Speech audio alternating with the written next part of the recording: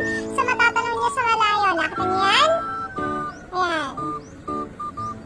Lahat ng matatanaw niyo dyan, hindi sa amin yan. Siyempre sa kapitbahay na yun, no? Ayan, nakita niyo yan, may mga goat dyan. Tingnan natin, ha?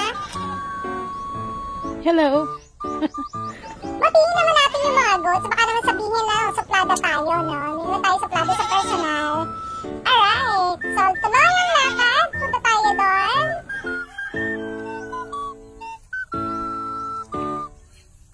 Ay, napaka-presko sa lugar na to. Talaga naman mawawala lahat ang problema mo pagka nagpunta ka rito. Sa kabukiran, walang kalungkutan. Yun. O, diba? Kaya, sa bukid walang patay. Nakagta ng konti. Nauna na yung tricycle dito yo, kasi sumakay dyan. Kasi nung nakaraan na sumakay ako dyan, naluma kami. So, ayan na. Dito na tayo sa kubo. Well, maglilinis na naman tayo dyan. Kasi matagal Namatay yung na mga natin damo. hindi napuntahan. Let's go.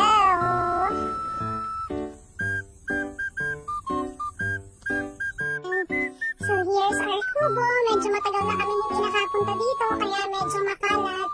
Say hi! Ang daming kalat. So maglilinis kami dito ngayon. May nagsiga? Diba nagdamo ka last time? Inipon mo, tapos may nagsiga. Ganon. Okay. Kaya medyo malinis yung baligid, yung mga damo na sigaan na. Yung mga binunot na damo last time na sigaan na. Nice!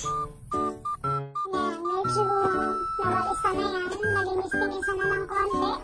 Yung